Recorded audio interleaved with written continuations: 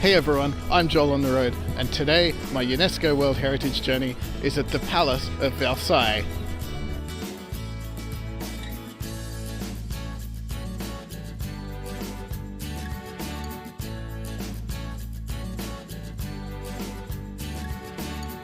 Now Versailles is an enormous chateau, a large palace and garden complex on the western outskirts of Paris.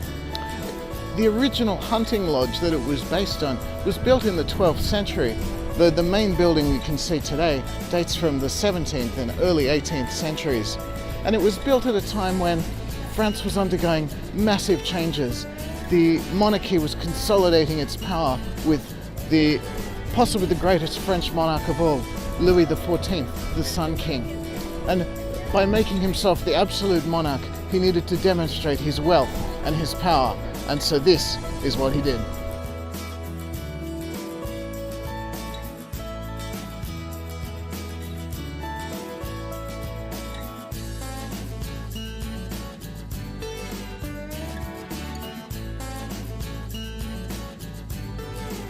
I just love the details you can see in places like this, because this behind me is a statue, and it's clearly designed like a mythical Greek figure, say Hercules or someone like that.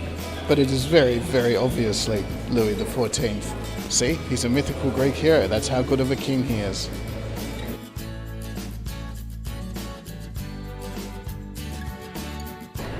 Now this is the Hall of Mirrors, and it's the most famous room in the whole palace. It's really long and it's surprisingly wide, and it's just so light in here because there's all these mirrors along one side of the wall reflecting the natural light coming in from the windows. And when you think about it, in the 17th century when this was built, mirrors were just such a luxury item. You know, it must have been extremely expensive, but of course that was the point. And this is where they had balls and receptions and all that kind of thing, so very impressive even today.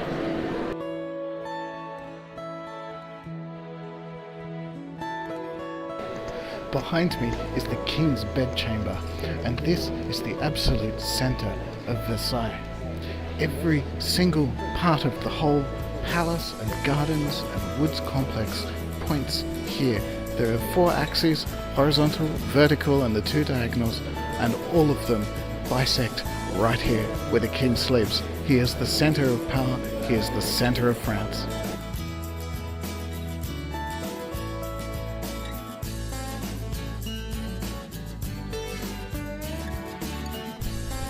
This is the main axis, you can see, of the gardens of Versailles. And it's just so clear what I was saying before about how the garden extends several kilometers that way, and the end point is just up there in the main house on the 2nd floor in the king's bedroom.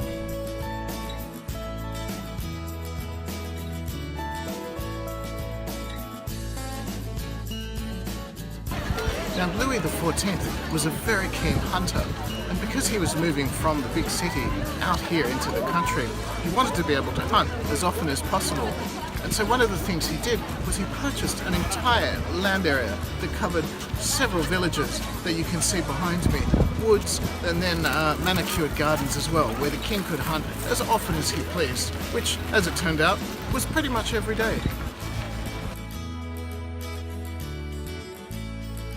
But that's it from me. Thank you very much for watching. I'm Joel on the road, and I'll see you at the next World Heritage site.